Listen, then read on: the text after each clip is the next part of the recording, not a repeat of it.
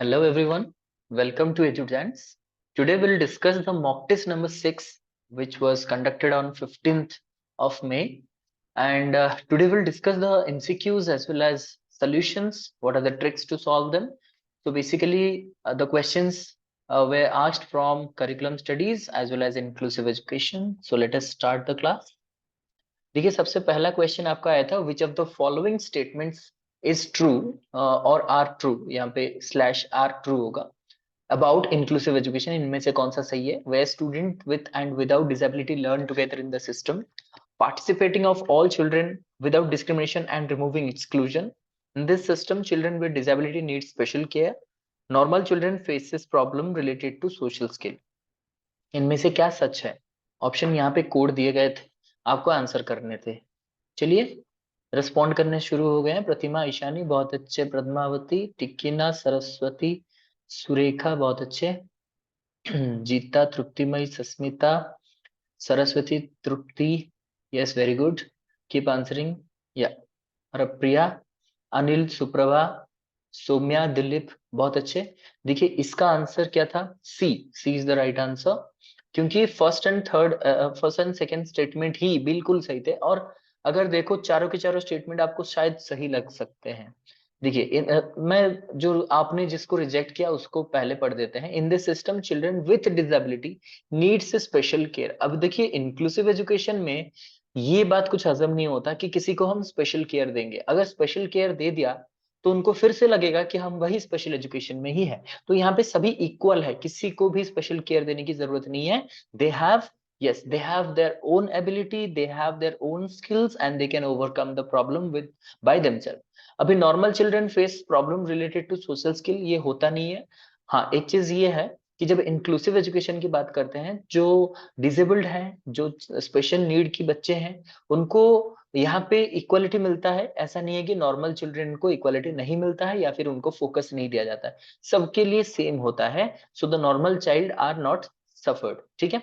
तो यहाँ पे student and without disability learn together as well as participate in all activities without discrimination and excludes every type of exclusion, ठीक है। चलिए अब चलते हैं क्वेश्चन नंबर 2।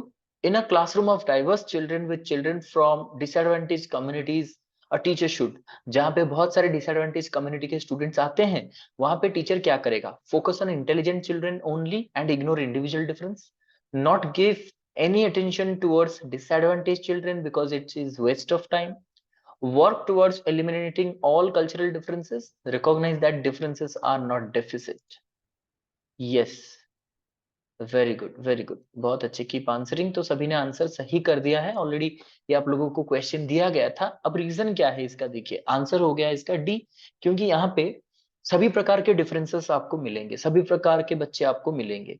किसी को इंटेलिजेंट, किसी को अनइंटेलिजेंट कहना, या फिर वेस्ट ऑफ टाइम ये ऐसा सोचना, या फिर किसी को एलिमिनेट कर देना, ठीक है, मतलब जो डिफरेंस ज्यादा है उसको एलिमिनेट करना, ये सब स्ट्रेटजी नहीं होता है। As a teacher you should try to make a balance. तो इसलिए आप क्या करोगे, recognise that differences are not deficit. Difference आपके लिए हानिकारक नहीं होता है, डिफरेंस आपके लिए एक डाइवर्सिफाइड अपॉर्चुनिटी हो सकता है, डिफरेंस आप लोगों के लिए एक टीम वर्क करने के लिए मजबूती हो सकता है। जब भी टीम फॉर्मेशन आप करते हो, उस टीम में कोई एक जैसा नहीं रहता है, उस टीम में अलग अलग बच्चे आते हैं। तो जब डिफरेंस आएगा तो आपके लिए एक अपॉर्चुनिटी है टू मेक और to create some team and to give them some activities according to the team members, ठीक है।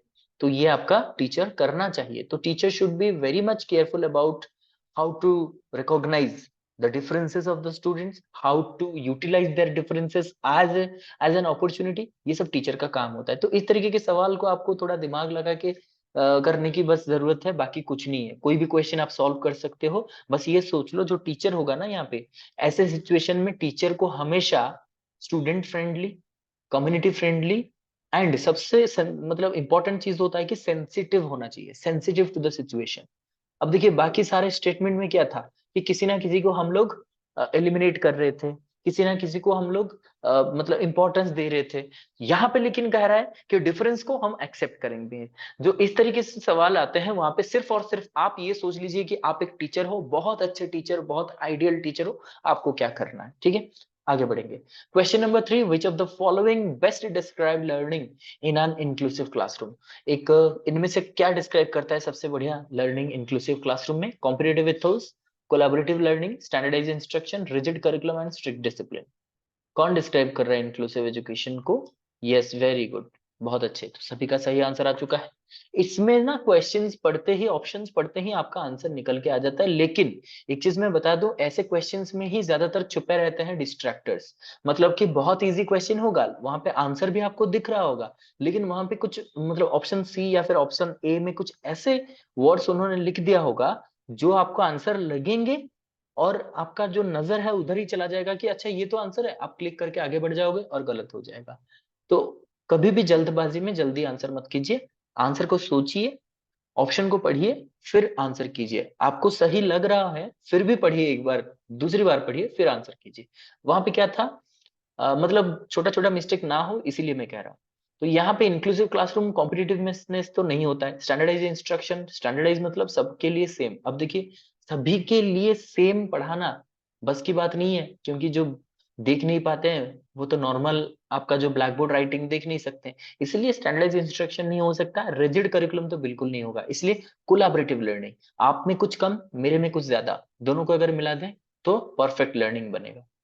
नेक्स्ट आते हैं, which of the following are effective accommodations in the classroom environment as per the needs of student with locomotor disability। locomotor disability आपको पता है, those who have physical disformities और disabilities, ठीक है।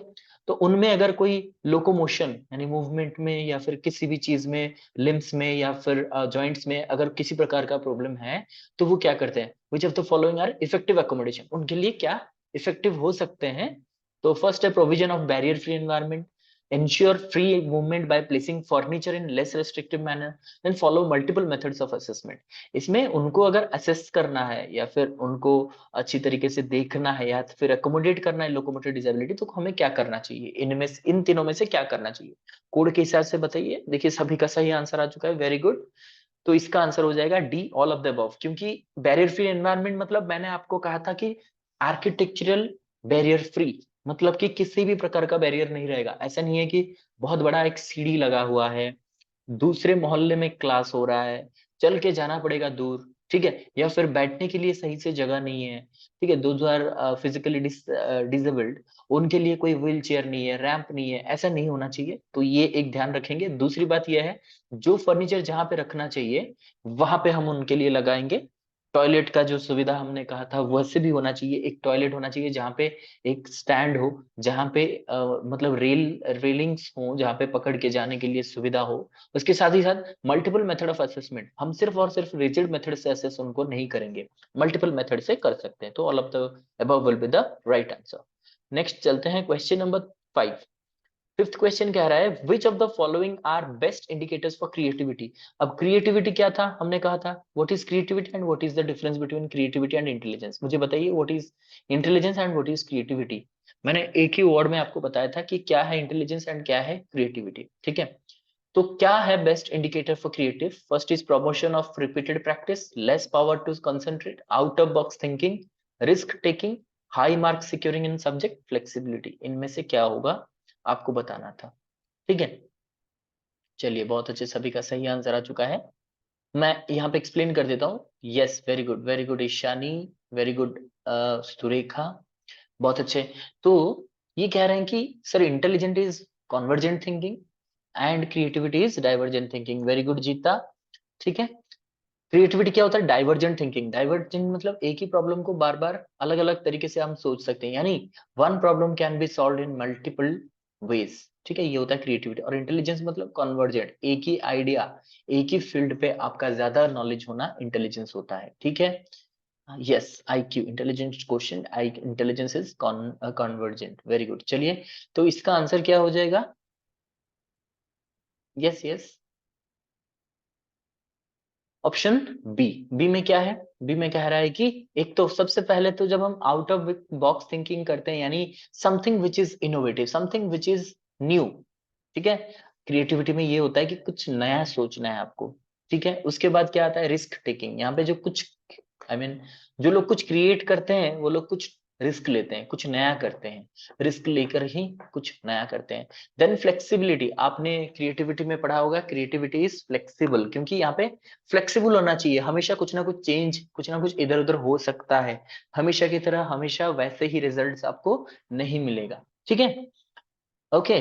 अब आते हैं यस, प्रमोट रिपीटेड प्रैक्टिस। अब देखिए रिपीटेड प्रैक्टिस में क्या होता है, ईशानी और यस ईशानी पूछ रहे हैं कि सर रिपीटेड प्रैक्टिस क्यों नहीं होगा। अब देखिए कॉन्वर्जेंट का मतलब क्या होता है, कॉन्वर्जेंट एक ही तरफ इशारा कर रहा है, जिसको आप बार बार पढ़ोगे तो you will get some mastery over it, you will be called as intelligent, yes और नॉट।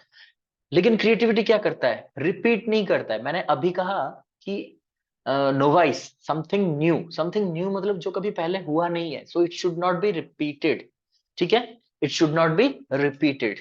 तो कुछ नया करने के लिए, कुछ ओरिजिनल करने के लिए, कुछ ऑथेंटिक करने के लिए, कुछ इनोवेटिव करने के लिए, विच is not yet done by anyone else, या फिर अगर आपने खुद किया है तो फिर इससे भी ज्यादा करो। आपने ओलंपिक्स देखा होगा, ओलंपिक्स में क्या होता है, कोई भी गेम, मान लीजिए जेवलिन थ्रो, गोल्डन बॉय हमारे हैं, जेवलिन थ्रो में जब वो थ्रो करते हैं तो कोई जो गोल्ड जीतता है वो सबसे हाईएस्ट जो है पॉइंट छू लेता है। ठीक है, सबसे ज्यादा दूर वो फेंक सकता है। अब जो फेंकता है उसको फेंकने के बाद, गोल्ड मिल जाने के बाद भी जो विनर्स होते हैं उनको और एक बार थ्रो करने के लिए दिया जाता है, ताकि वो कोई रिकॉर्ड सेट करे।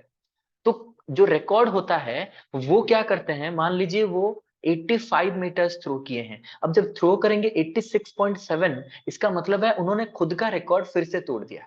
यानी कि वो फिर से उसे रिपीट नहीं करते हैं, they try to make some better out of their more attempts. वो जब अटेम्प्ट करेंगे खुद से भी ज्यादा कुछ करेंगे। ठीक है, कुछ नया करेंगे, तो वही होता है क्रिएटिविटी। चलते हैं question number 6। To promote inclusion in education, a teacher should create a class environment which, inclusion में टीचर क्या करेगा, एक क्लास को nurture acceptance of diversity, promotes stereotype and labelling, nurture entity belief about ability, to promote competitive feeling about students. क्या करना चाहिए, एक teacher क्या करेगा, इस तरह के क्वेश्चन को कैसे सॉल्व करना है, मैंने कहा था कि think about, think from the perspective of a teacher, और think yourself as a teacher, ethical, very intelligent, very you know student centric. आपको ऐसे ही सोचना है, अगर आप ऐसे सोचोगे तो आंसर अपने आप निकल के आ जाएगा।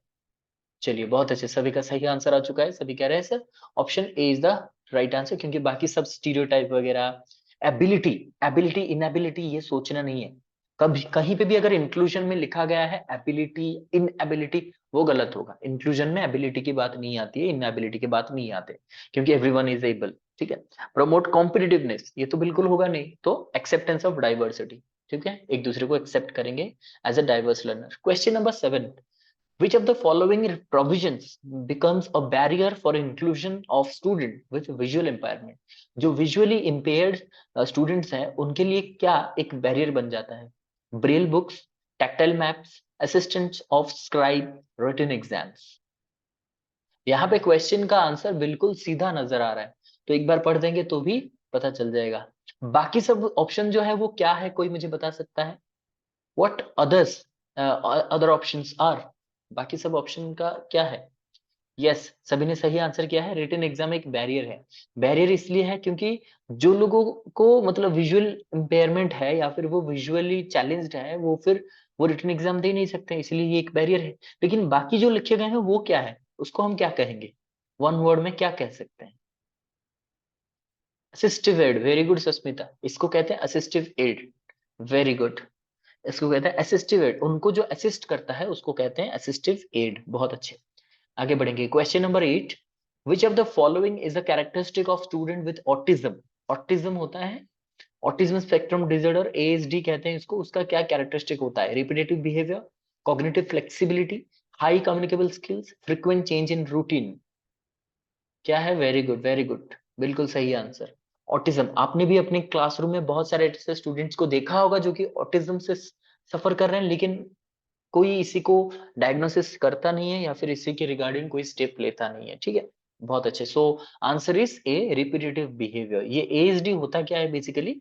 एएसडी और autism spectrum disorder is a neurological and developmental disorder that affects how people interact with other, communicate, learn and behave.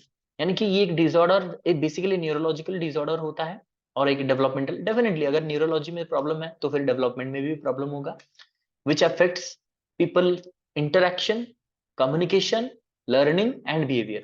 ये ASD आपके इंटरेक्शन को दूसरों के साथ, कम्युनिकेशन को, लर्निंग को और बिहेवियर को अफेक्ट करेगा. Although autism can be diagnosed at any stage, it is described as a developmental disorder. Basically ये हर एक डेवलपमेंट को अफेक्ट करता है, इसलिए डेवलपमेंटल डिसऑर्डर कहा जाता है, because symptoms generally appear in the first 2 years of life. First 2 years में आपको ये सारे सिम्टम्स देखने लगेंगे.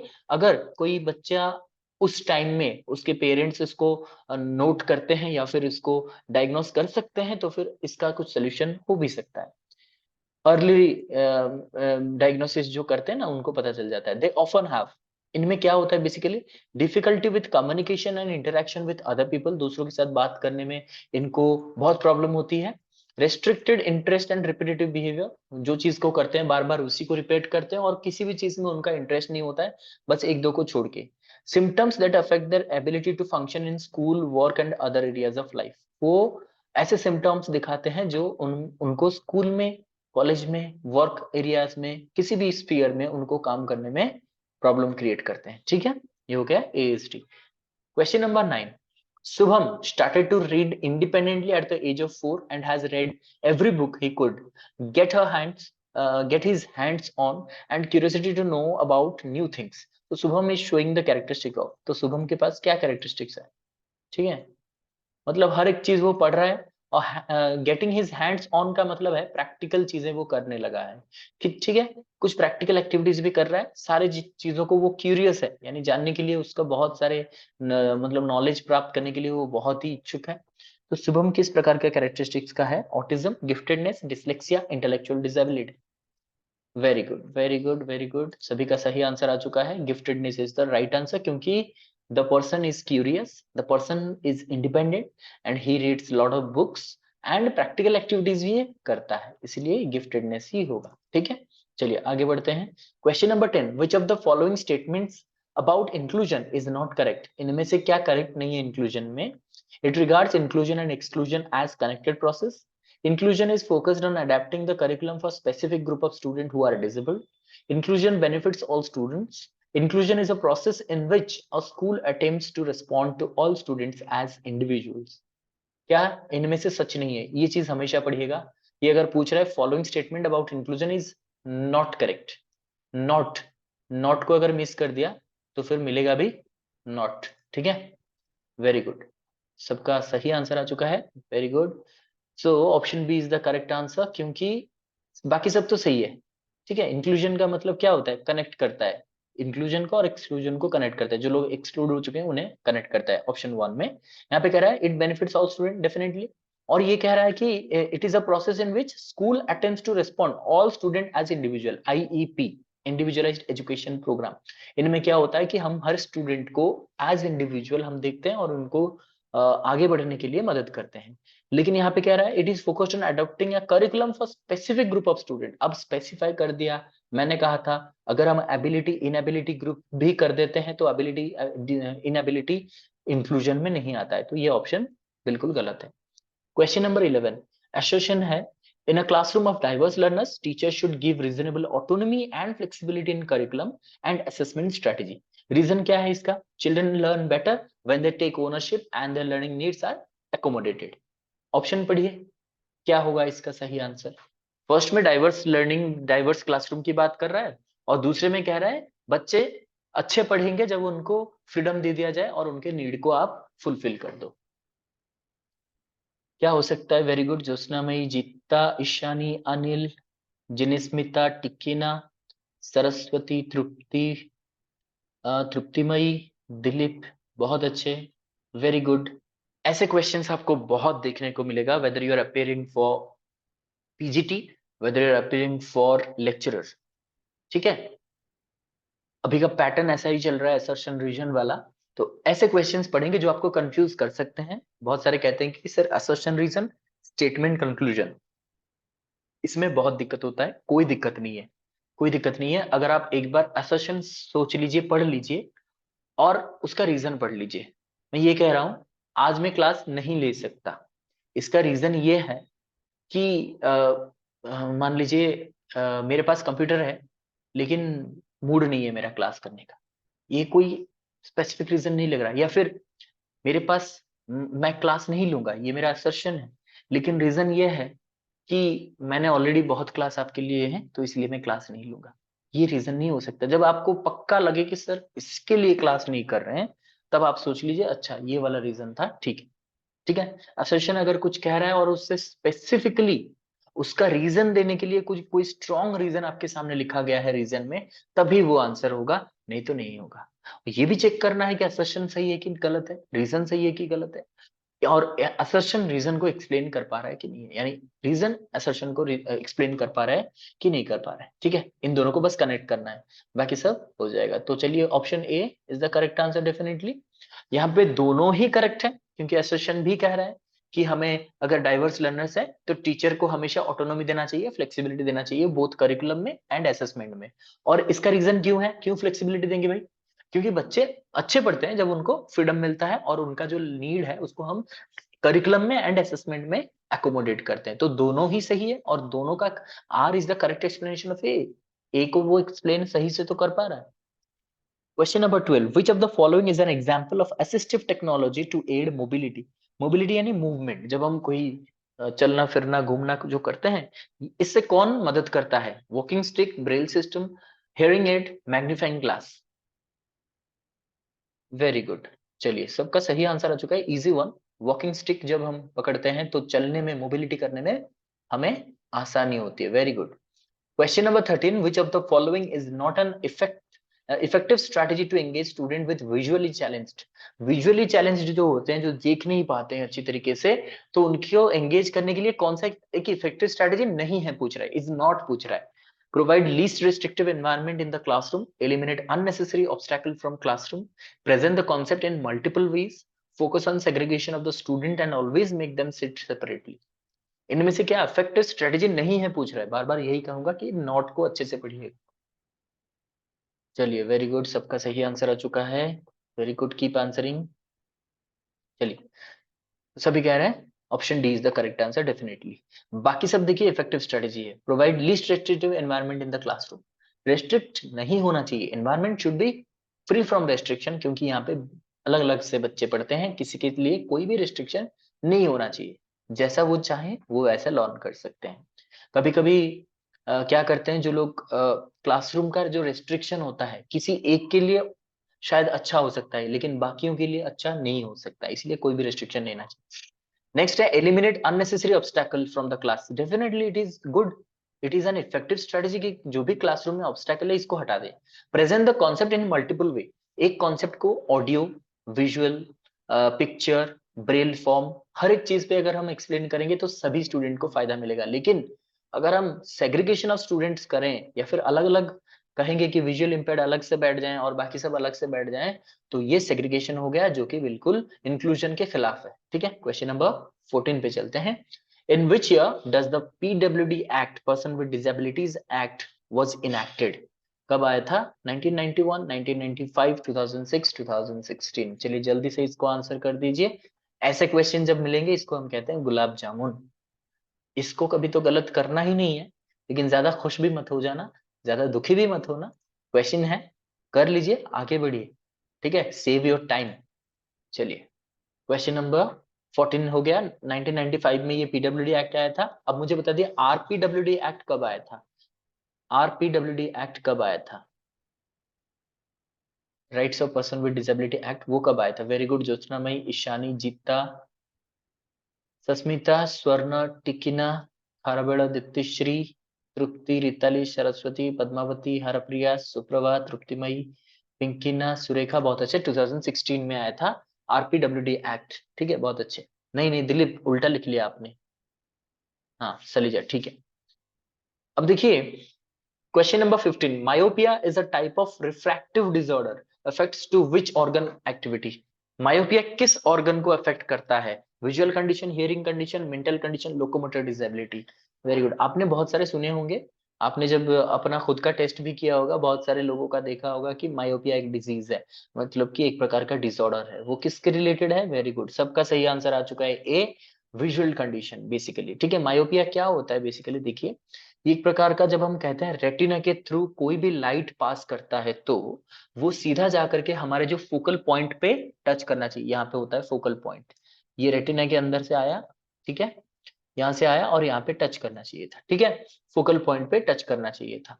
अब क्या होता है, बहुत सारे ऐसे जो रेज होते हैं, ये देखिए एक ही पॉइंट पे, सभी एक ही पॉइंट पे आ रहे हैं। ठीक है, वो बिल्कुल भी इधर उधर नहीं हो रहा है और इधर सीधा फोकल पॉइंट टच कर रहा है। लेकिन यहाँ पे देखिए क्या हो रहा है, अनकरेक्टेड में क्या है, इसका फोकल पॉइंट इधर है ना कि इधर, और इधर जब आता है तो ये स्प्रेड कर जाता है, जिससे हमें देखने में दिक्कत होता है। It is a medical name, myopia is a medical name suggested for nearsightedness, ठीक, which means that you can see object that are near clearly but have difficulty seeing object that are farther away. Near sightedness मतलब कि आप सभी पास से पढ़ सकते हो, 25 centimetres के पास आप पढ़ सकते हो, लेकिन दूर के चीजें आपको क्लियर या फिर विजिबल नहीं होंगे, ब्लर दिखाई देंगे। For example, you are, if you are near sighted, you may not be able to make out highway signs until they are just a few feet away. अगर आप कार या फिर बस या फिर कहीं से जा रहे हो या फिर अपने बाइक से जा रहे हो, हाईवेज में जो लिखा जाता है ऐसे 50-30 करके लिखा जाता है, जो भी, वो आपको पास से दिखाई देंगे, दूर से नजर नहीं आएगा। ठीक है, तो ये है, यहाँ पे देखिए यहाँ पे बहुत सारे मतलब तीन प्रकार के होते हैं, एक होता है नॉर्मल, एक होता है फार साइटेडनेस, एक होता है नियर साइटेडनेस। ठीक है, तो यहाँ पे आपको दूर की चीजें दिखाई देंगे लेकिन पास के दिखाई नहीं देंगे, यहाँ पे आपको पास के दिखाई देंगे लेकिन दूर के दिखाई नहीं देंगे। ये तो नॉर्मल ही होता है। क्लियर, आगे बढ़ते हैं।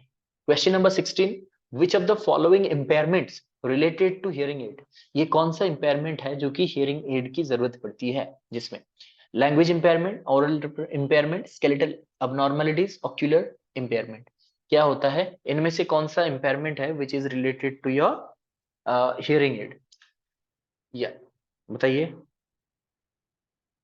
Very good, keep answering.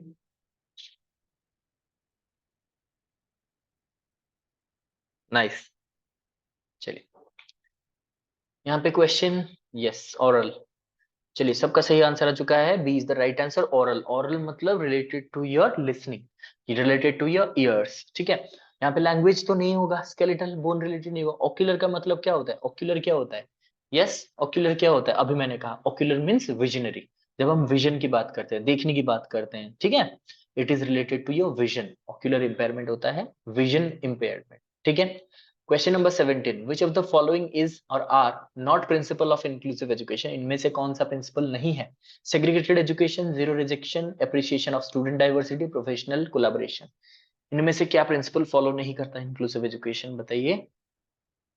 Very good, Ishani, Tikina, Jyotsnamayi, Padmavati, Jeeta, Annapurna, Surekha, Truptimayee, पिंकिना, Sangeeta, Badal, Tripti, Saraswati, Jinsmita, very good, Dilip, Lipak, Sunita, very good, सभी का सही answer. Very good, Harpriya, Ankita, A is the only answer which is not a principle of inclusive. लेकिन ये सेग्रीगेटेड एजुकेशन बिल्कुल नहीं होगा, ये तो बिल्कुल गलत है। जीरो रिजेक्शन, किसी को रिजेक्ट नहीं करेंगे, ये तो एक प्रिंसिपल है। अप्रिशिएशन ऑफ स्टूडेंट डाइवर्सिटी, ये तो हमने पढ़ा, ये भी है। प्रोफेशनल कोलैबोरेशन भी है, लेकिन सेग्रीगेशन नहीं है। ठीक है, question number 18, ICF framework for classification of health and disability related domain is given by, ये किसने दिया था, इंटरनेशनल क्लासिफिकेशन फ्रेमवर्क जो है ये किसने दिया था, यूनिसेफ, UNCRPD, WHO, यूनेस्को। बहुत सही सा सवाल था, एंड इजी वाला, डायरेक्ट सवाल। क्वेश्चन का आंसर बिल्कुल जल्दी से आप लोग कर सकते हो। तो WHO, वर्ल्ड हेल्थ ऑर्गेनाइजेशन ने इस मॉडल को दिया था ICF फ्रेमवर्क। ठीक है, एक बार मैंने पढ़ाया था भी ICF फ्रेमवर्क के बारे में कि क्या इसमें होते हैं। ठीक है, चलिए, arrange the following statement in chronological order, requirements of an individualised education plan, IEP जिसको कहते हैं, इसको हमें क्रोनोलॉजी में सजाना है। Preliminary information about the children, statement of current level of performance, statement of aid service modification and support to be provided to the children, statement of academic and functional goal, statement of assessment of students achievement. इसको हमें chronology में सजाना है ताकि हम individualised education plan बना सके। एक प्लान बनाने के लिए क्या क्रोनोलॉजी रहेगा वो हमें बताना है। चलिए, इसको आप लोगों को कैसे आंसर करना है, जो भी ऑप्शन आपको मालूम है, या मान लीजिए याद नहीं है, तो आप उसी को पहले, मतलब क्वेश्चन स्टेप नंबर 3 याद है तो उसको 3 में रखिए पहले, ऊपर का 1 एंड 2, नीचे का 4 एंड 5, ऐसे ढूंढिए। अब इसको धीरे धीरे सजाइए, अगर 3 का भी अगर मैच हो जाता है, मान लीजिए 2 3 4 आप अगर आपको यहाँ से मिल जाता है, तो भी आपका आंसर यहाँ पे बन जाएगा, ठीक है। ऐसे करना जब आपका क्वेश्चन नहीं आ रहा हो आपको। If you don't know the answer, if you are not able to articulate the answer, then you can use this method to solve the problem. चलिए, सभी ने आंसर कर दिया है already, you have already responded the answer, that is why you all know. और ये answer क्यों होगा, क्योंकि मैंने ऑलरेडी कहा था आपको पहले क्या करना है, किसी भी चीज में आपको प्रिलिमिनरी इंफॉर्मेशन निकालना है about the student, about the subject, what ever, ठीक है। अपना आंसर चेक कीजिएगा आप अंकिता, ठीक है। पहले हमें क्या करना है, इन्फॉर्मेशन निकालना है। हमें इंडिविजुअलाइज प्लान किसके लिए करना है, स्टूडेंट के लिए करना है, तो स्टूडेंट का इन्फॉर्मेशन हमको जरूरी तो है। उसके बाद हमें क्या करना है, उसका एकेडमिक एंड फंक्शनल गोल क्या है, ठीक है, एकेडमिक फंक्शनल गोल को निकालना है। उसके बाद अभी क्या इसका लेवल ऑफ परफॉर्मेंस क्या है, मतलब अब वो रिसेंटली जब एग्जाम हुआ था, लास्ट एग्जाम में उसने कितना परसेंटेज स्कोर किया था, इसका क्या क्या अचीवमेंट है। उसके बाद जो भी एड सर्विसेज मॉडिफिकेशन जो भी उसको मिल रहे हैं उसके बारे में देखेंगे। उसके बाद फाइनली उसे असेस करेंगे और उसके बाद उनका प्लान बनाएंगे, ठीक है। तो ये होता है करेक्ट रिस्पॉन्स। अब चलते हैं क्वेश्चन नंबर 20 पे। Dysphemia is what type of disorder, ये किस प्रकार का एक डिसऑर्डर है, writing disorder, reading disorder, communication disorder, speech disorder, किस प्रकार का डिसऑर्डर है।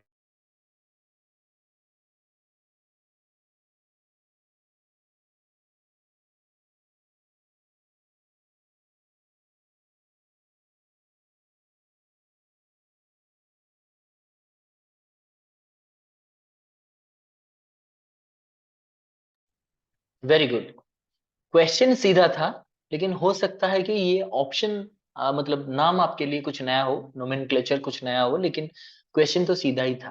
वेरी गुड, तो ये स्पीच डिसऑर्डर होता है बेसिकली। इसमें क्या होता है देखिए, हाँ उसके पहले हम एफेसिया को जान लेते हैं। एफेसिया क्या होता है, is what type of disorder, writing disorder, reading disorder, communication disorder, speech disorder.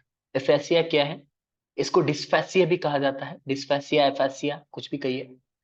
Very good, देखिए यहाँ पे मिक्स्ड रिस्पॉन्स आने लगे हैं। Swarna, check your answer.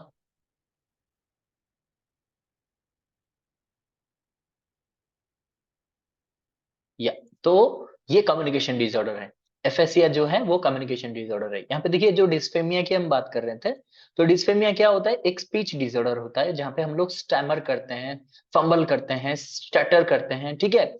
Usually having psychological basis, ये साइकोलॉजिकल बेसिस से लेकर के स्टार्ट होता है और स्टैमर करने लगते हैं, जैसे बात करते करते मैं ये कह रहा था, मतलब इस तरह से आप लोग फंबल करते हो, जब बात करते हो तो वो आप फंबल करते हो, रुक रुक के बात करते हो। एफएससिया क्या होता है, ये एक प्रकार का डिसऑर्डर है जहां पे हम लोगों का कम्युनिकेशन बिगड़ जाता है। It can impact your speech, कहने में भी दिक्कत होता है। It is the way you write and understand both spoken and written language. Communication में यहाँ पे एफएससिया सिर्फ और सिर्फ स्पीच का नहीं होता है। कम्युनिकेशन मतलब speech, your language, understanding and writing, ठीक है। राइटिंग स्पीकिंग सब कुछ यहाँ पे इफेक्ट होता है, ठीक है।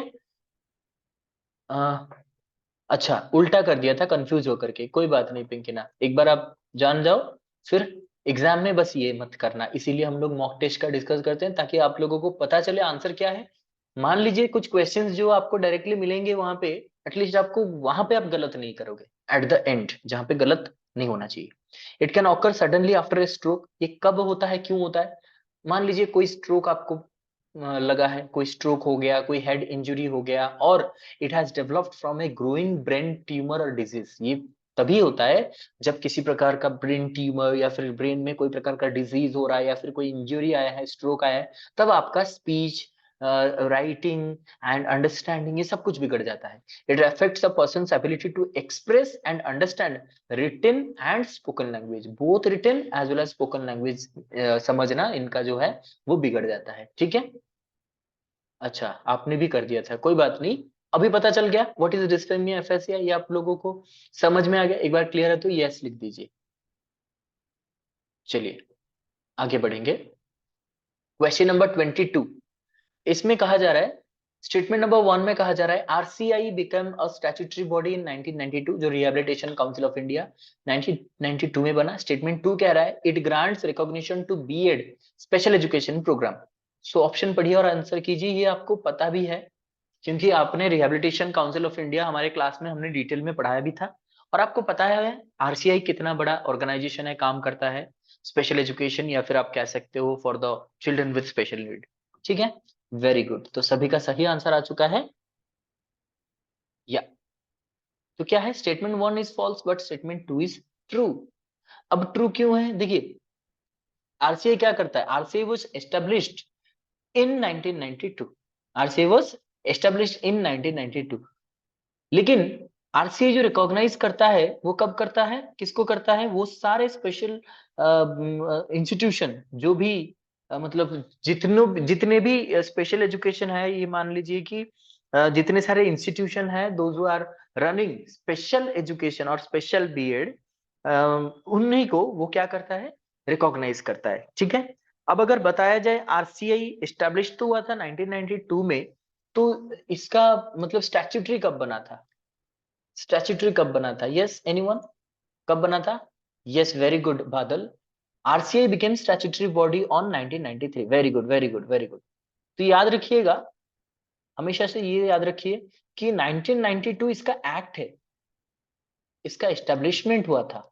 ठीक है, तो ये 1992 को आया था, वो भी 86 सोसाइटी एक्ट के तहत आया था।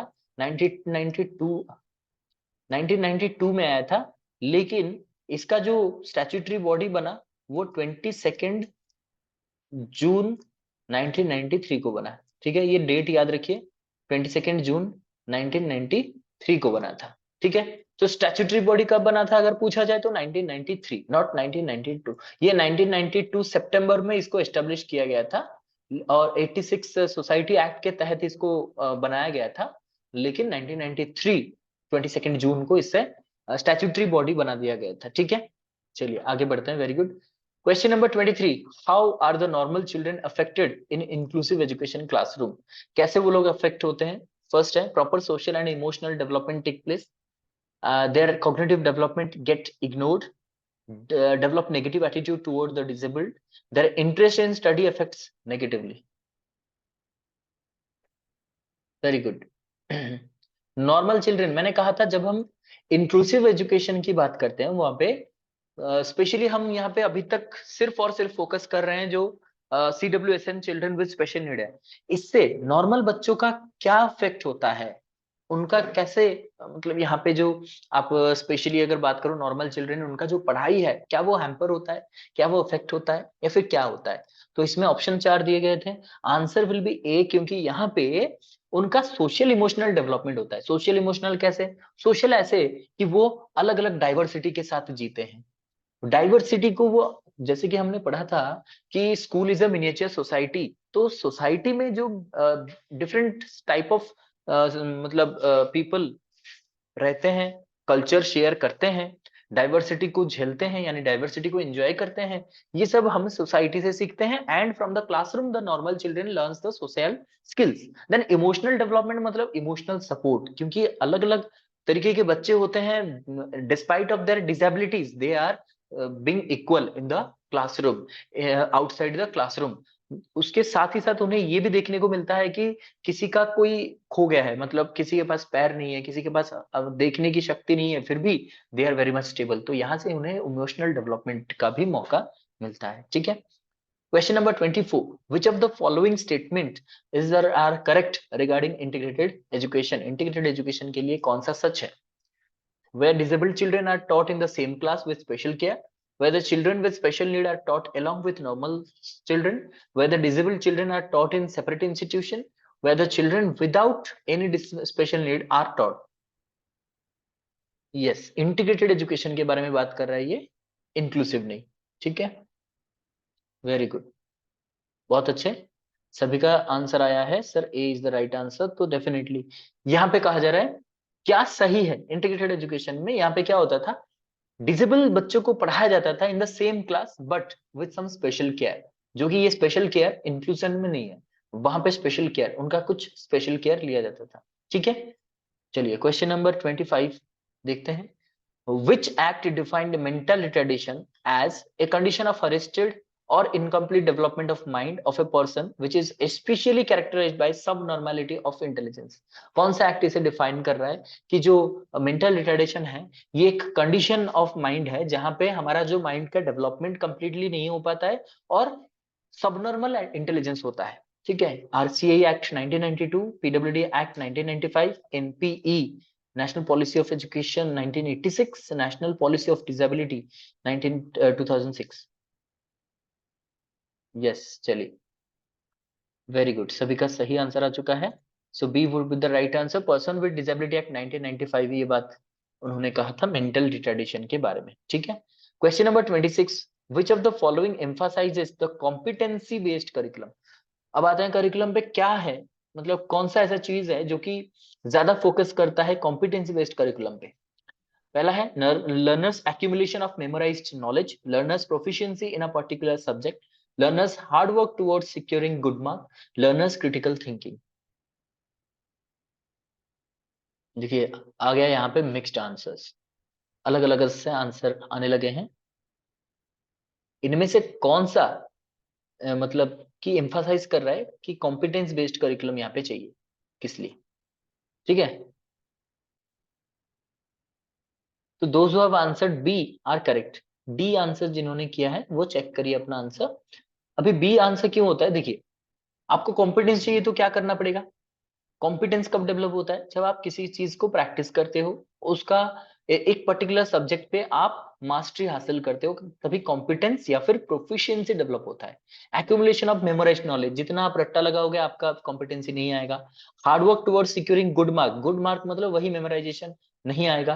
क्रिटिकल थिंकिंग में कॉम्पिटेंसी नहीं आएगा, थिंकिंग करने से कुछ नहीं होता है, आपको प्रोफिशिएंसी डेवलप करना है, एक सब्जेक्ट में आपको मास्टरी गेन करना है। ठीक है, अब आते हैं question number 27, which of the following mainly emphasised competency based curriculum?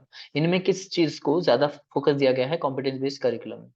ठीक है, और curriculum that focuses on traditional academic subject, curriculum that emphasizes mastery of specific skill and knowledge, curriculum that is self-paced and allows student to progress through material at their own speed, curriculum that is designed for student with learning disabilities। बहुत अच्छे, अभी उसी के ऊपर हमने ये question किया था। अब दूसरा क्वेश्चन इसी के ऊपर आता है, तो इसका आंसर क्या हो जाएगा? देखिए यहाँ पे बी, वही वही कहा गया है कि यहाँ पे मैंने अभी कहा, इससे पहले स्लाइड में मैंने कहा था you have to master some skills, you have to gain mastery over a content और नॉलेज, नॉलेज के ऊपर आपको मास्टरी हासिल करना है, यही होता है कॉम्पिटेंस बेस्ड करिकुलम। ठीक है, और वहां पे ऐसा नहीं है कि आप बस रट्टा लगा के कोई भी चीज को मगअप करके याद करके आप लोग मास्टरी हासिल कर दोगे, वो नहीं होता है, वो तो डिग्री होता है मास्टर्स हासिल करना, लेकिन मास्टरी स्किल के ऊपर होता है, it is based on your competence.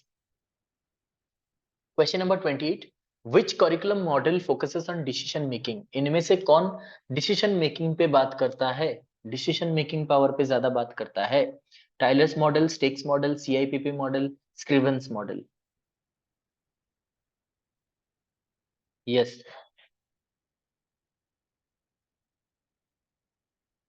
Keep answering. Very good, correct, सभी का सही आंसर आ चुका है। So answer is CIPP model. CIPP क्या होता है? सीआईपीपी मॉडल एक प्रकार का करिकुलम इवैल्यूएशन मॉडल है। बेसिकली इसमें क्या होता है, कंटेक्स्ट, यहाँ पे मैं बस शॉर्ट में लिख दे रहा हूँ, आप लोगों ने भी पढ़ा होगा इसके बारे में नेट में। ठीक है, कॉन्टेक्स्ट इवैल्यूएशन करते हैं सबसे पहले, उसके बाद इनपुट इवैल्यूएशन करते हैं, क्या इनपुट दिया गया था, उसके बाद प्रोसेस इवैल्यूएशन करते हैं, और फाइनली हम लोग प्रोडक्ट इवैल्यूएशन करते हैं इसका। ठीक है, कंटेक्स्ट क्या था, किस कंटेक्स्ट पे दिया गया था, यानी कि आपका गोल क्या था, ठीक है, नीड क्या था, इसके हिसाब से। देन इनपुट आपने क्या दिया था, यानी कि इनपुट यानी प्लान क्या किया गया था, मतलब कि आपका स्टेक होल्डर कौन थे, स्ट्रेटजीज क्या थे, किसको आप कवर कर रहे थे, या फिर बजट कितना था, ये सब इनपुट था।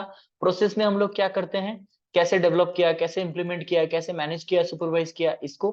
देन प्रोडक्ट में क्या आता है, what are the impacts, developments, effects, ऐसे। ठीक है, ये सब हम देखते हैं। तो यहाँ पे सबसे इंपॉर्टेंट किसको दिया गया है, डिसीजन मेकिंग को दिया गया है, ठीक है। Very good Ishani Surekha, context input process product, very good. Question number 29, which model otherwise known as responsive model and contingency congruence model? ये बहुत ही इंपॉर्टेंट क्वेश्चन है। Tyler model, Stake's model, CIPP model, Scriven's model, ठीक है। Tyler का तो आपको पता ही होगा, सीआईपीपी अभी हमने पढ़ा, बाकी ये बच जाते हैं दो ऑप्शन। अब कौन सा सही होगा? Stakes model. अभी रॉबर्ट स्टेक ने दिया था कॉन्ग्रुएंस, कॉन्टिजेंसी कॉन्ग्रुएंस मॉडल, और स्टेक का रेस्पॉन्सिव मॉडल, ठीक है। तो बताइए माइकल स्क्रिवन ने क्या दिया था? माइकल स्क्रिवन ने कौन सा मॉडल दिया था? यस, इसको गोल फ्री मॉडल भी कहा जाता है, very good Padmavati. Michael Scriven ने, yes yes, goal free model, very good very good. तो माइकल स्क्रिवन ने अपना गोल फ्री मॉडल दिया था, ठीक है। चलिए आगे बढ़ते हैं। Question number 30, which curricular model is most democratic in operation? Democratic कौन होता है? Administrative model, grass root model, demonstration model, system analysis model, very good. ये वाला क्वेश्चन ना बिल्कुल मतलब आपका अंडरस्टैंडिंग समझ लेता है कि कितना आप समझे हो करिकुलम रिगार्डिंग। कौन सा ऐसा करिकुलम मॉडल है जो कि डेमोक्रेटिक होता है? अच्छा, वेरी गुड, सबका सही आंसर आ चुका है। लेट मी सी कि जो आप मॉडल कह रहे हो, ये मॉडल किसने दिया था? मुझे बताइए किसने दिया था। सभी कह रहे हैं कि sir grass root model is the most democratic in operation. और इसके इस मॉडल को किसने प्रपोज किया था? वेरी गुड, सुप्रभा कह रहे हैं कि it is propose by Hilda Taba, very good, सभी का सही आंसर आ गया, हिल्दा टाबा। इसको और क्या कहते हैं ये भी मुझे बता दीजिए। Hilda Taba model is also called as, इसको कौन सा मॉडल कहते हैं?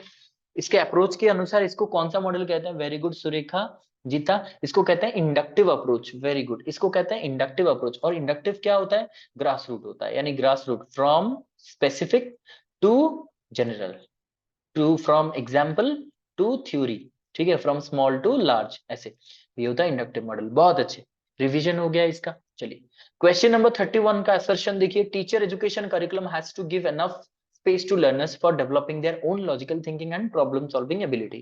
रीजन क्या है? learners today need considerable freedom to explore, inquire and investigate. इसका क्या रीजन सही है, असर्शन सही है, वो मुझे आप लोग बताइएगा ऑप्शन पढ़ के। या I have got some right answers, very good, Jita, Ishani, very good. बाकी सब भी आंसर कीजिए, वेरी गुड, सुरेखा, संगीता, ज्योत्सनामयी, टिकिना, दीपिका, सुप्रभा, सरस्वती, चेतना, अन्नपूर्णा, हरप्रिया, किशोर, तृप्ति, बहुत अच्छे, वेरी गुड, पद्मावती, दिलीप, बिल्कुल सही, सभी ने सही आंसर कर दिया है, वेरी गुड लिपक।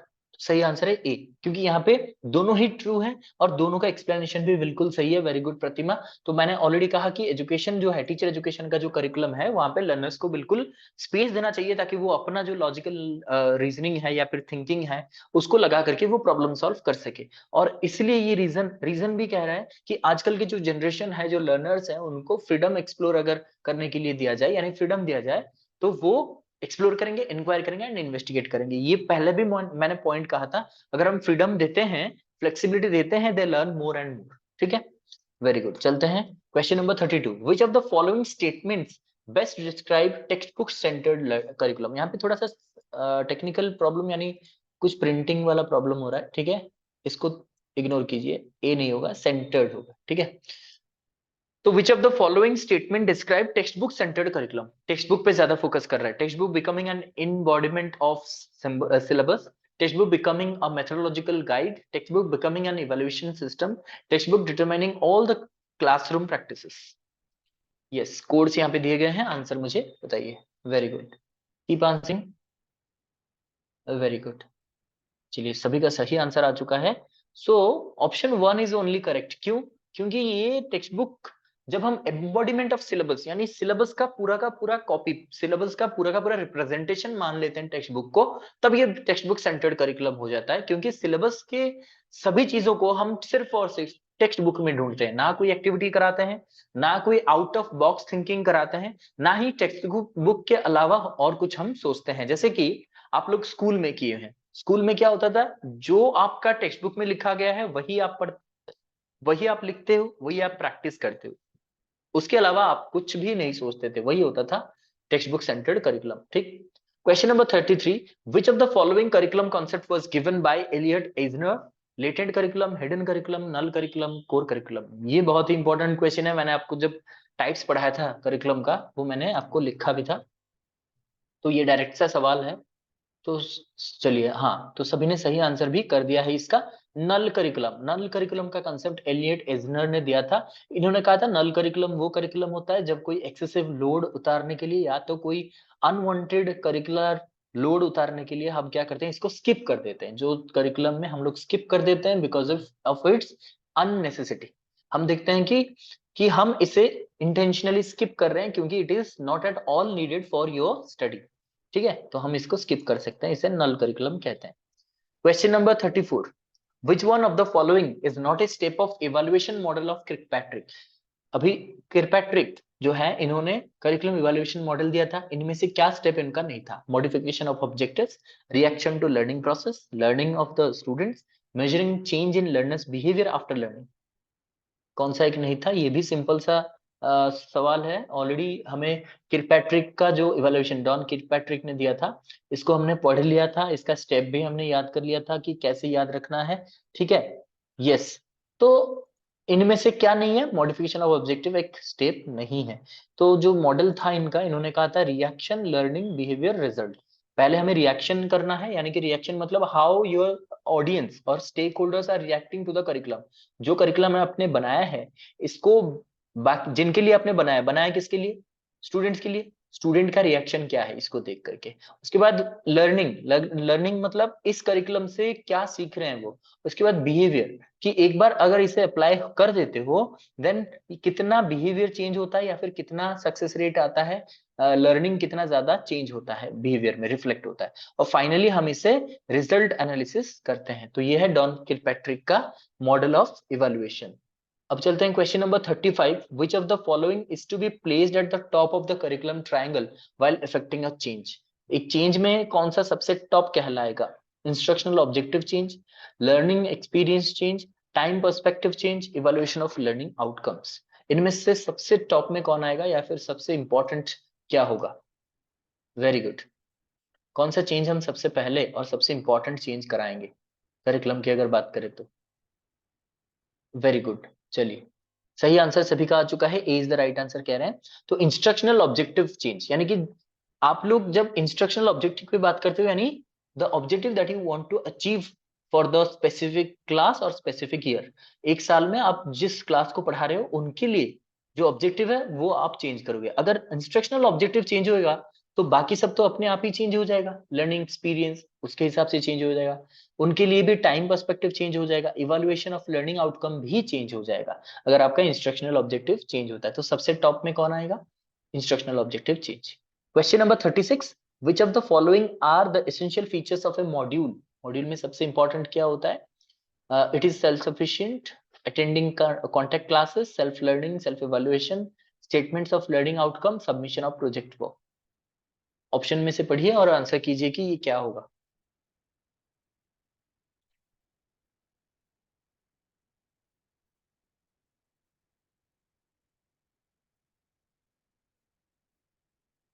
करिकुलम में पढ़ते हैं ना कि करिकुलम में जब आप करिकुलम को डिवाइड करते हो इन डिफरेंट मॉड्यूल्स, मॉड्यूल क्या होता है पता है? जब भी हम पढ़ते हैं तो हम कुछ सेगमेंट बनाते हैं, एक मॉड्यूल बनाते हैं। जिन लोगों ने इग्नो में अगर कुछ कोर्स किया होगा तो उनको पता होगा कि उनका होता है कि module, module number 1, module number 2, ऐसे करके होता है। ठीक है, सेगमेंट होता है। Very good. चलिए, सभी ने आंसर कर दिया, लेकिन मिक्स्ड रिस्पॉन्स यहाँ पे आ रहा है। बी और डी में कंफ्यूज है, लेकिन ये डी होगा आंसर। ठीक है, डी में क्या होगा? जो मॉड्यूल होता है इट इज सेल्फ सफिशिएंट, अगर उसको आप पढ़ लेते हो तो ये सफिशिएंट होता है। ठीक है, और अटेंडिंग कॉन्टेक्ट क्लास तो नहीं होता है। अभी मैंने क्या कहा, मॉड्यूल में क्या होता है, इग्नो में आप लोग क्लास करने थोड़ी जाते हो सभी क्लासेस को, इसलिए कॉन्टेक्ट क्लासेस नहीं होता है। It is self learning. Module आप खुद लोग, it is prepared in such A way. Module क्या होता है? जो आप खुद पढ़ सकते हो, खुद मतलब कि इवेल्युएट अपने आप को भी कर सकते हो, आपको किसी की जरूरत नहीं है। तो it is self sufficient, it is self learning, it is self evaluating as well as statement of learning outcome, यानी कि लर्निंग आउटकम क्या होगा वो भी लिखा गया होगा। आप आज जा करके भी कुछ मॉड्यूल्स चेक करते हो इग्नो के, तो वो आपको पता चल जाएगा, वहां पे लिखा होगा at the end of this module students और the learners will be able to do and so and so. ठीक है, चलिए question number 37, which one of the following is not a traditional model of curriculum? कौन सा एक traditional model नहीं है? Hilda Taba model, administrative model, system analysis model, reconstructivist model.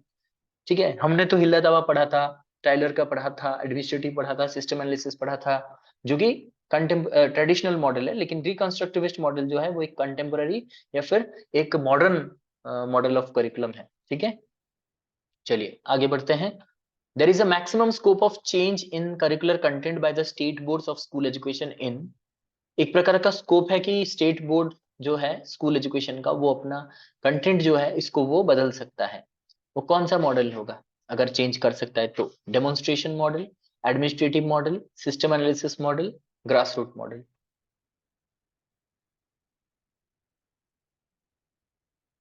चलिए very good. तो यहाँ पे स्टेट बोर्ड एक अथॉरिटी होता है, तो एडमिनिस्ट्रेटिव कंट्रोल उसके हाथ में होता है।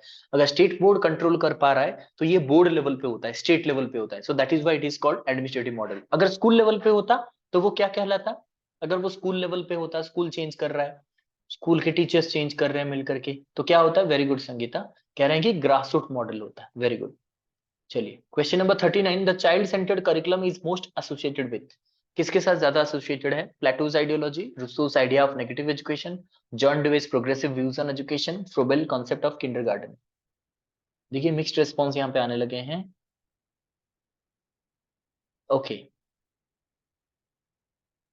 अलग अलग आंसर्स आ रहे हैं, कोई बात नहीं। तो चाइल्ड सेंटर्ड का मतलब ही होता है प्रोग्रेसिव एजुकेशन। प्रोग्रेस तभी होगा जब आप बच्चों के ऊपर ज्यादा फोकस करोगे। अब देखिएगा, जो भी एक्टिविटीज बेस्ड अप्रोच है, जो भी हैंड्स ऑन लर्निंग एक्सपीरियंस है, लर्निंग बाय डूइंग अप्रोच है, ये सब कुछ चाइल्ड सेंटर्ड है। रूसो का नेगेटिव एजुकेशन नहीं है, प्लेटो का आइडियोलॉजी भी नहीं है, और किंडरगार्टन तो बिल्कुल भी नहीं है। तो प्रोग्रेसिव व्यूज ऑन जॉन डुवे ने जो प्रोग्रेसिव एजुकेशन की बात की थी, या फिर जो प्रैग्मेटिज्म की बात की थी, इसी के ऊपर चाइल्ड सेंटर्ड करिकुलम एसोसिएटेड होता है। क्वेश्चन नंबर 40 स्टेटमेंट दिया गया, curriculum is the totality of experiences that the child gains through the multifarious activities in school. Statement 2 कह रहा है curriculum should be based on the principle of utility. Use होना चाहिए curriculum का। तो क्या इसका क्या कहना है बोथ स्टेटमेंट्स के बारे में आपका? Yes, very good. ओके, देखिए सभी का सही आंसर आ चुका है। सभी कह रहे हैं both the statements are true. अब देखिए करिकुलम टोटलिटी एक्सपीरियंस तो होता ही है, और बहुत प्रकार के एक्टिविटीज भी होता है। दूसरी बात ये कह रहा है कि करिकुलम का एक प्रिंसिपल है, प्रिंसिपल ऑफ यूटिलिटी, जो मैंने कहा था करिकुलम का एक बहुत ही ज्यादा इंपॉर्टेंट प्रिंसिपल है। क्योंकि जो करिकुलम हम पढ़ाते हैं, अगर इसका कोई प्रेजेंट लाइफ में कोई काम नहीं है तो फिर पढ़ने का भी कुछ फायदा ही नहीं है। चलिए क्वेश्चन नंबर 41 पे चलेंगे। Arrange the following steps involve in the grass root model of curriculum in a sequential order given by Hilda Taba. Hilda Taba ने जो मॉडल दिया था ग्रास रूट मॉडल, इसको आपको सीक्वेंस में सजाना है। Organisation of content, learning activities, diagnosis of need, selection of learning experience, evaluation, formulation of objectives, selection of content. इसमें सभी स्टेप्स आपको ऑर्डर में रखना है। हाँ, अगर ये पूछता कि डिसेंडिंग ऑर्डर में, असेंडिंग ऑर्डर में, तो कोई दिक्कत होता, लेकिन ये पूछ रहा है सिर्फ और सिर्फ आपको अरेंज करना है, यानी एक ही ऑर्डर इसका है जो आपको अरेंज करना है। Very good. चलिए सबसे पहले तो बात आती है कि ये कौन सा अप्रोच है जो हम यहाँ पे अप्लाई करते हैं। ये ग्रास रूट अप्रोच है। ठीक है, ग्रास रूट अप्रोच में हम लोग क्या करते हैं? सबसे पहले देखिएगा, हम लोग सबसे पहले तो नीड डायग्नोसिस करते हैं। ठीक है, ये होता है डायग्नोसिस ऑफ नीड। उसके बाद हम लोग क्या करते हैं? उसके बाद हम आते हैं ऑब्जेक्टिव चूज करते हैं, गोल ऑब्जेक्टिव जो भी है हम लोग एम, हम वगैरह वगैरह यहाँ पे चूज करते हैं। उसके हिसाब से हम लोग क्या करते हैं? कंटेंट चूज करते हैं। यहाँ पे आप लोग कंटेंट चूज करते हो। मैंने कहा था कि जो content organisation and learning experience organisation जो है, उसको हम लोग यहाँ पे एक के बाद एक रखते हैं। उसके बाद हम लोग क्या करते हैं? कंटेंट को, जिस कंटेंट को आपको सिलेक्ट किया है उसको ऑर्गेनाइज करते हैं। उसके बाद सिलेक्टिंग लर्निंग एक्सपीरियंस को सिलेक्ट करते हैं, उसके बाद इसको भी ऑर्गेनाइज करते हैं। उसके बाद फाइनली हम लोग क्या करते हैं? इवेलुएट करते हैं। So D will be the right answer. B answer बहुत सारे आए हैं। ये कुछ ही कंफ्यूजन है, क्योंकि ये सभी स्टेप्स सेम है, बाकी ये यहीं से स्टेप अलग हो जाते हैं। इसलिए सोच समझ के आंसर कीजिएगा, कभी भी गलत मत कीजिएगा। इजी सा क्वेश्चन है ये। ठीक है, क्वेश्चन नंबर 42 स्टेटमेंट कह रहा है कि implicit curriculum is simply that which is written as a part of formal instruction of schooling experience। implicit curriculum मैंने कहा था जो written करिकुलम कहलाता है। स्टेटमेंट 2 है, example of the implicit curriculum might include the message and lesson deliver from the near organisation of school culture और environment. जो message मिलता है, लेसन मिलता है हमारे स्कूल से, कल्चर से, एनवायरमेंट से, जो कि लिखा नहीं होता है, तो उसको भी हम इम्प्लिसिट करिकुलम कह सकते हैं। तो क्या है इसका एक्सप्लेनेशन, मतलब बोथ स्टेटमेंट क्या हो सकते हैं?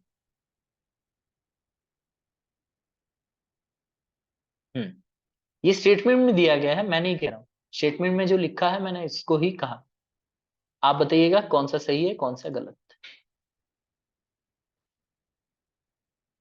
चलिए, सभी का सही आंसर आ चुका है, D is the right answer, क्योंकि एक्सप्लिसिट करिकुलम रिटन होता है, implicit curriculum unwritten hidden curriculum होता है। ठीक है, इम्प्लिसिट जो इनवाइब्ड होता है, जो अंदर होता है, जो छिपा हुआ होता है, वो इम्प्लिसिट करिकुलम होता है। लेकिन यहाँ पे कह रहा है रिटन, एक वर्ड से ही खत्म हो जाता है, इम्प्लिसिट करिकुलम रिटन नहीं होता है, explicit curriculum is written, implicit curriculum is hidden. ठीक है, ये गलत है, बाकी ये सही है। ठीक है, क्योंकि इम्प्लिसिट करिकुलम यानी हिडन करिकुलम, और हिडन करिकुलम में क्या होता है, मैसेज होता है, लेसन होता है, कल्चर, एनवायरमेंट, ये सब होता है। ठीक है, question number 43, which of the following is the most rigid model of curriculum from the point of view of the teacher. Teacher के हिसाब से कौन सा सबसे रिजिड मॉडल ऑफ करिकुलम है? Hilda Taba model, administrative model, system analysis model, reconstructivist model. यहाँ पे question का आंसर भी वो खुद ही कह रहा है, from the view of a teacher. ठीक है, जहां पे टीचर का रोल बिल्कुल कम रहेगा, वहां पे ही होगा। सिंपल सी बात है कि आंसर इज बी, सभी का भी सही आंसर बी आया है। सभी कह रहे हैं क्योंकि टीचर का काम एडमिनिस्ट्रेटिव मॉडल में है ही कहाँ, एडमिनिस्ट्रेटर सब कुछ करेंगे, बस टीचर उसको इंप्लीमेंट करेगा। तो टीचर्स के पॉइंट ऑफ व्यू में रिजिड करिकुलम एडमिनिस्ट्रेटिव वाला ही होता है। ठीक है, question number 44, for curriculum development at the university level which of the following reflect the intention of UGC. इस यूजीसी का क्या इंटेंशन है, ये पूछ रहा है। Curriculum should be linked with life situation, curriculum should be changed every year if not possible every 3 year, curriculum should be content centric, choice based credit system should form part of the university curriculum, system semesterized curriculum provides more meaningful engagement of the learner। ये form होगा, from नहीं form होगा।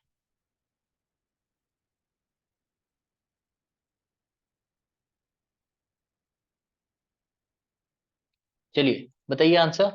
Very good very good, सभी ने answer कर दिया है already, very good. Option D is the right answer. ये कह रहा है कि इनमें यूजीसी का क्या इंटेंशन है। सबसे पहले तो ये कह रहा है करिकुलम कहेगा कि जो हम करिकुलम चेंज करते हैं एवरी ईयर करना चाहिए, और नहीं तो ये 3 साल में होना चाहिए। और दूसरी बात ये कह रहा है choice based credit system CBCS, जो मैंने कहा था, ये यूनिवर्सिटी करिकुलम में इंट्रोड्यूस किया जाएगा, और सेमेस्टर होगा ताकि वो हर लर्नर को हम कॉन्टिन्यूसली उसे इवेलुएट कर सकते हैं, कॉन्टिन्यूसली उसे एंगेज कर सकते हैं। क्वेश्चन नंबर 45 कह रहा है mister Das a teacher developed A model of curriculum with the help of his student. In coming years, this model became so popular that it gradually spread to all the schools at the district, state, and national level implemented this model. This may be called as the example of demonstrational model, grassroots model, administrative model, system analysis model. यहाँ पे mister दास एक teacher है, उन्होंने ये model बनाया था curriculum अपने students के लिए, जो कि धीरे धीरे सभी मतलब स्पीयर पे, district, state and national level पे इसको इम्प्लीमेंट किया जाए। तो ये किस प्रकार का मॉडल है? सभी ने आंसर किया है B is the right answer. Definitely इसे ग्रास रूट मॉडल किया जाएगा, क्योंकि ये ग्रास रूट से डेवलप हुआ है, ये from the root level start हुआ है, टीचर ने खुद बनाया है अपने स्टूडेंट्स के लिए। अब आते हैं question number 46, disability caused by chromosome comes under. Disability जो कि क्रोमोसोम के अफेक्ट में डिसेबिलिटी होता है, उसको किस प्रकार का डिसेबिलिटी कहते हैं? Prenatal cause, social cause, personal cause, postnatal cause. ये मैंने ऑलरेडी क्लास में भी आपको कहा था कि ये होता है प्रीनेटल कॉज। वेरी गुड, सभी का सही आंसर आया है। प्रीनेटल यानी before the delivery of a child, जो प्रीनेटल कॉजेस होते हैं, ये क्रोमोसोम के जरिए जो डिसेबिलिटी होता है, इसको प्रीनेटल कॉज कहते हैं। आईईपी स्टैंड्स फॉर, आईईपी का क्या मतलब होता है? Individual educational policy, individualised educational partnership, individualised educational programme, individual educational programme. Yes, easy सा सवाल है, ये आपको हमेशा याद रखना है। इंक्लूसिव एजुकेशन में सभी का आंसर आया है C, so C is the right answer. Individualised educational programme, हर एक व्यक्ति को हम अलग अलग से पढ़ाएंगे, यानी सबके लिए कुछ ना कुछ स्पेशल एजुकेशनल प्लान रहेगा।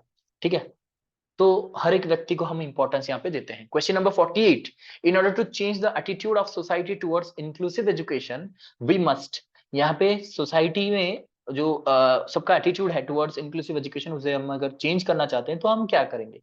Create special school, look after all inclusive school, spread awareness about inclusive education, all of the above. क्या करना चाहिए हमें? ठीक है, चलिए सभी का आंसर आया है sir, C is the right answer. तो चलिए सी ही राइट आंसर है, क्योंकि स्पेशल स्कूल अगर क्रिएट करते हैं तो वो डिसेबिलिटी को ज्यादा शो करेगा कि चलो स्पेशल स्कूल, वही वापस हम चले गए स्पेशल एजुकेशन पे। तो ये नहीं होगा ए ऑप्शन, अगर ए नहीं होगा तो डी भी नहीं होगा। Look after all inclusive education ये तो होगा नहीं, क्योंकि सिर्फ देखने से क्या होगा। तो हम सबके लिए अवेयर कराएंगे, सबको अवेयर कराएंगे इंक्लूसिव एजुकेशन के बारे में। Which among the following is not an ethic in inclusive classroom? Inclusive classroom का कौन सा ethic नहीं है? Praising a special child, giving equal opportunity to each child, embarrassing a special child, extending best possible support to the special child. कौन सा ethic नहीं है? बिल्कुल भी करना नहीं चाहिए क्लासरूम में। क्या नहीं करना चाहिए बताइए? यस, एज अ टीचर अगर आप सोचोगे तो आप आंसर कर सकते हो। यस, सभी ने सही आंसर किया है sir, C is the right answer. तो किसी भी टीचर को, किसी भी स्पेशल चाइल्ड को कभी एम्बैरेस नहीं करना चाहिए अपनी डिसेबिलिटी के ऊपर। नहीं तो जो इंक्लूजन का जो कॉन्सेप्ट है, जो एथिक्स है, जो क्लासरूम मोडालिटीज है, या फिर क्लासरूम एटिकेट्स हैं, वो बिगड़ जाएगा। ठीक है, क्वेश्चन नंबर 50, आई मीन यहाँ पे 40 हो गया, ये 50 होगा। ठीक है, question number 50, identify the correct sequence of Kirkpatrick's evaluation model. अभी हमने पढ़ा, ठीक है, इसको 50 कर लीजिए। क्वेश्चन नंबर 50, हमने 50 एमसीक्यू सॉल्व कर लिए अभी। ठीक है, तो किर्कपैट्रिक का जो मॉडल अभी हमने डिस्कस भी किया था, इसी के हिसाब से आपको करना है। सभी ने सही आंसर ऑलरेडी कर दिया है। सो 50 का आंसर होगा A, reaction learning behaviour result. इसको मैंने ऑलरेडी एक्सप्लेन किया था। I hope it is understood to all of you. If you have any doubt you may ask. Thank you all.